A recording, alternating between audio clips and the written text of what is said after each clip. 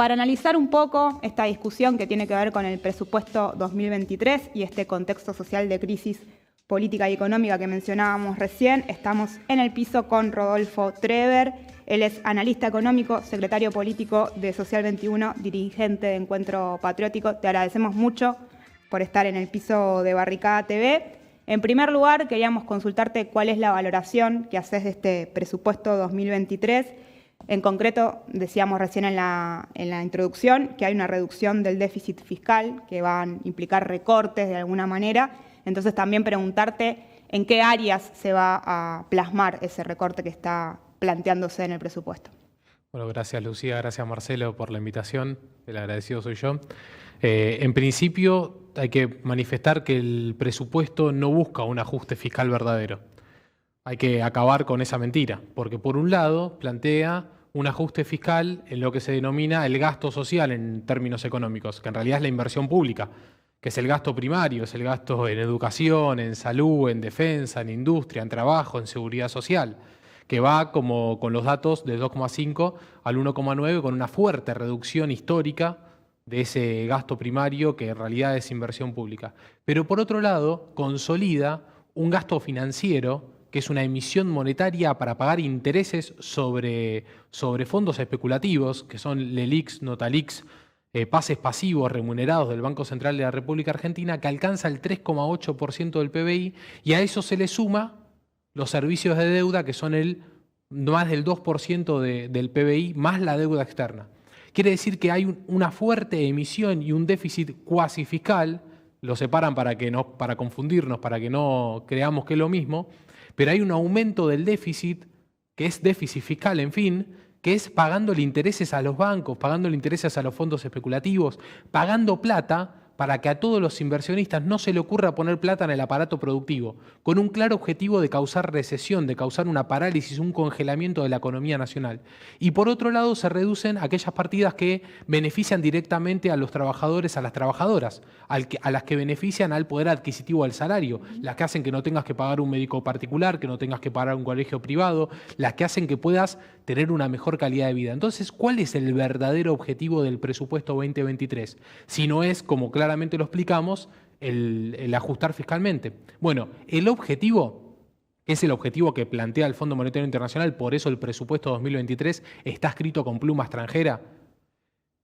El objetivo real es deprimir la economía argentina, estrangular la economía argentina para así tener mayor cantidad de saldos exportables de producción.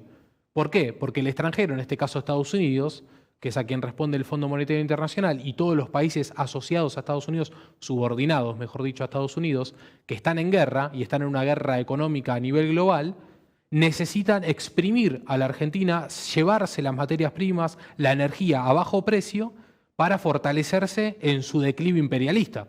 Entonces, aprietan más fuerte en sus colonias. La Argentina en un estado colonial lo que hace es estrangular su mercado interno para tener mayor cantidad de saldos exportables. La Argentina este año va a tener el récord histórico de exportaciones. Va a exportar más de 90.000 millones de dólares, superior a lo que exportó en el año 2011-2012, que fue 82.500 millones de dólares, si mal no recuerdo. Y el año que viene va a superar los 100.000 millones de dólares. Sin embargo, ese crecimiento impresionante de las exportaciones de la economía argentina en el comercio exterior, no solamente que no se traduce en una mejora en la calidad de vida de los argentinos y las argentinas, sino todo lo contrario. En los últimos 40 años hemos reducido la cantidad de empleo formal en blanco de la República Argentina de un 80% de la población económicamente activa que teníamos en 1980 a un menos del 40% que tenemos ahora, donde tenemos 6 de cada 10 argentinos con problemas laborales y por lo tanto problemas económicos, problemas sociales, desigualdad, violencia, dolor social. Entonces hay un modelo diseñado para que la Argentina se mantenga en una economía primarizada, para que aumente sus saldos exportables, para que se le pueda extraer la mayor cantidad de materias primas y energía posible en beneficio foráneo.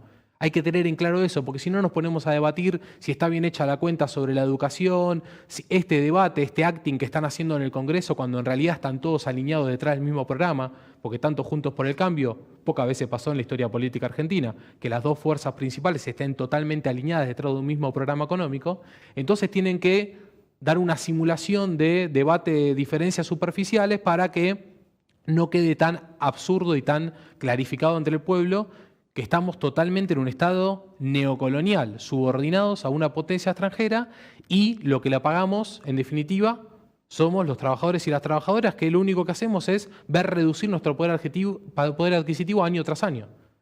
Rodolfo, ahí mencionabas que con esto están favoreciendo al sector financiero. Estamos hablando de bancos en concreto, bancos, por un lado.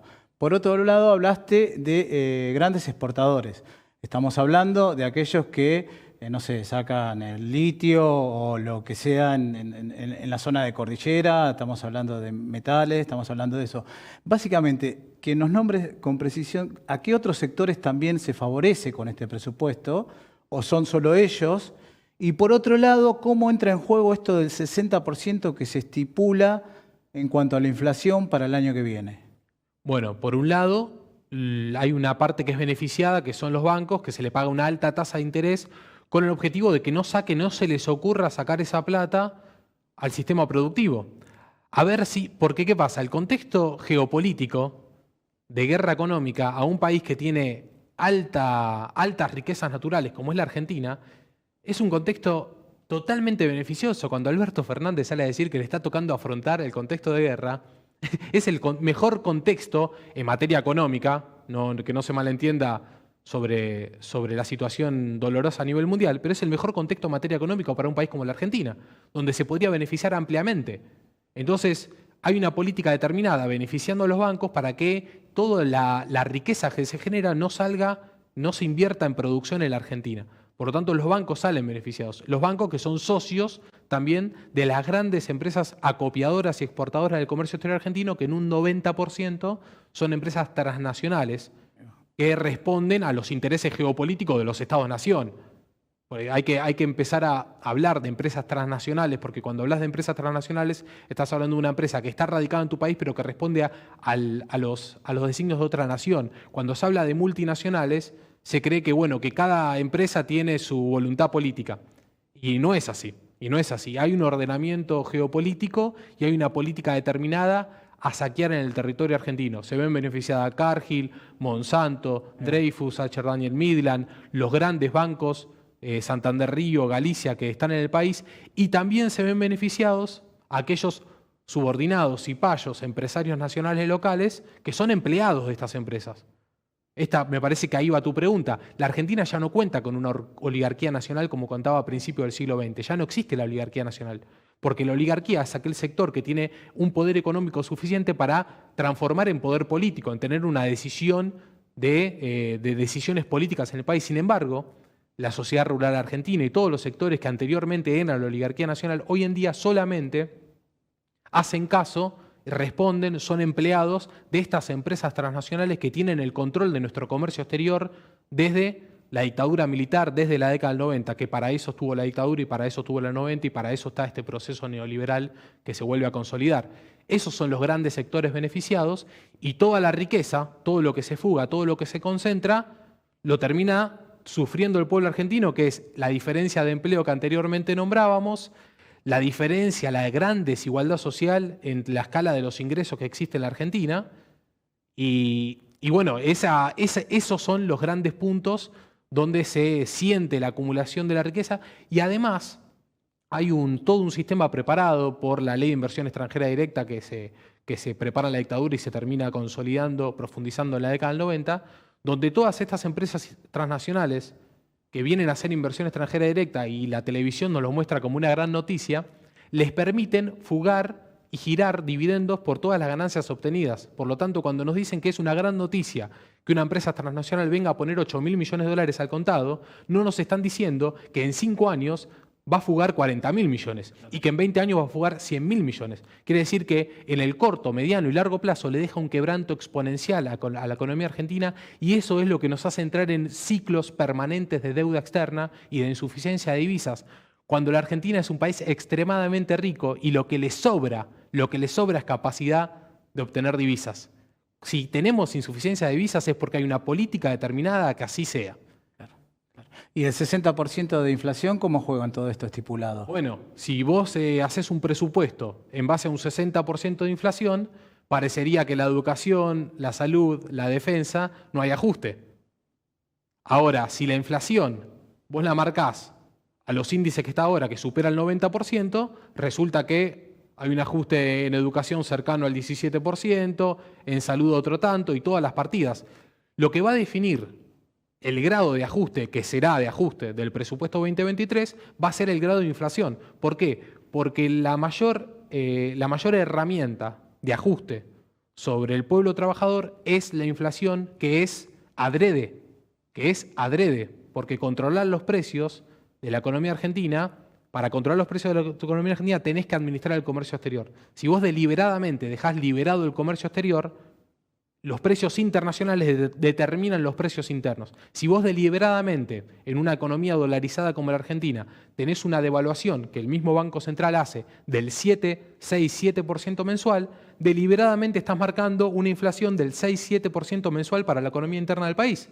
Entonces, no es un error la inflación ni es algo que no están pudiendo controlar. Es el mecanismo de ajuste que están eligiendo y que elige el Fondo Monetario Internacional. Por eso no hay una respuesta ni una crítica muy fuerte del FMI contra la inflación, sino lo único que dicen es ajusten el gasto primario.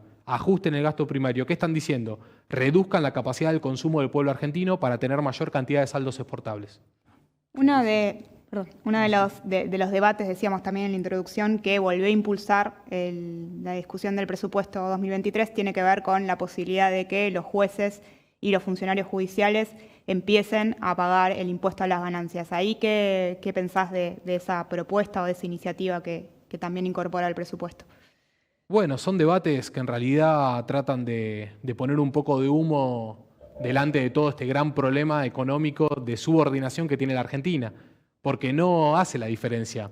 Si vos me preguntás a mí, claro que sería justo que si hay trabajadores que pagan ganancias, que está mal, que lo paguen los jueces también, que ganan mucho más que están en el decil más alto del ingreso de los trabajadores. Si pagan uno, que paguen todos. Claro, es justísimo. Mejor sería que no pague nadie y que se equiparen un poco las escalas salariales. Pero en el contexto de subordinación, en el contexto donde se fugan miles y miles de millones de dólares todos los años, en un contexto donde se ahorca adrede el mercado interno para aumentar los saldos exportables, donde se festejan las inversiones extranjeras directas, que son la principal herramienta de saqueo, donde uno toma la deuda y el otro la valida, de las dos grandes sociedades electorales del país, en ese contexto de gran crisis política nacional, debatir eso es secundario, terciario, no tiene sentido. Yo creo que hay temas que instalan a propósito desde algunos sectores del gobierno o afines o otros temas que son de oposición al gobierno que solamente lo hacen para no tocar estos temas de fondo que son los que tenemos que tocar, que son de los que hay que hablar. Porque si en verdad queremos que la realidad de la Argentina cambie, que la realidad de nuestro pueblo se transforme, tenemos que empezar a discutir el comercio exterior, tenemos que empezar a discutir la banca, la propiedad de los medios de producción, tenemos que empezar a discutir el modelo productivo nacional. Exactamente, eso más que tiene que ver por ahí con lo macro. Te quiero llevar más a esto que hablabas antes de el achique en base al déficit primario, ¿no? En donde se saca a los sectores se saca la salud, se saca la educación, se saca a los sectores que tienen que ver con lo social. ¿Cuáles son los desafíos del campo popular para el 2023 en este contexto?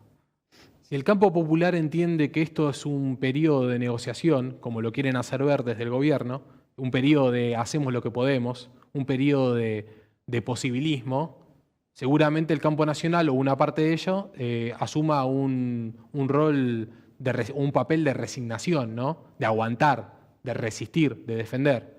Pero sí, el campo nacional, que es lo que entiendo que tiene que pasar, o por lo menos hay que tratar de que pase eso, ¿no? Porque somos todos actores del campo nacional. Somos todos nosotros actores principales, no secundarios, no somos testigos de lo que está ocurriendo. Si nosotros tenemos este diagnóstico que anteriormente mencionamos, si entendemos que nos están atacando, que nos están exprimiendo, que nos están saqueando, que hay una política deliberada de la oposición y del gobierno en ese orden, o en paralelo, de atacarnos y que el enemigo es el modelo productivo que está en beneficio del extranjero, pasaríamos a una posición de contraofensiva defensiva, de atacar, de ponernos al ataque contra este sistema, defendiéndonos para que no nos quiten más. Porque si nosotros solamente nos quedamos en la resistencia, en defender lo poco que tenemos, cada vez nos van a sacar más. Si el pueblo se organiza desde la conciencia clara del diagnóstico de lo que estamos sufriendo y pasa a movilizarse, a organizarse para atacar a este sistema, buscando un verdadero cambio, bueno, la proyección, la perspectiva de futuro sería mucho más favorable. A los pueblos organizados, a los pueblos conscientes, a los pueblos movilizados, no los frena nada, no los frena nada. Y si el pueblo logra la conciencia, si el pueblo logra ver el camino, o puede tomar un camino común en debate, en asambleas populares, la fuerza que toma el pueblo organizado, la conciencia popular, es inconmensurable y es algo que ni siquiera ellos, que son un poder enorme, que ni siquiera ellos que están en un momento de gran avance contra la Argentina podrían frenar. Que eso es lo que pasó en otros momentos de la historia argentina, que fueron los hitos principales de los grandes movimientos nacionales, del movimiento nacional con sus distintas etapas, que hoy en la Argentina debe volver a suceder, porque desde la dictadura de 1976, donde se inoculó el miedo a través del secuestro, la tortura, la muerte, el movimiento nacional, en su expresión más genuina, no ha vuelto a aparecer. Claro. Han aparecido distintas herramientas, posibilistas, distintas herramientas, unas mejores que otras, pero no ha aparecido otra vez ese movimiento nacional dispuesto a enfrentar al enemigo y a levantar a la Argentina seriamente, ¿no?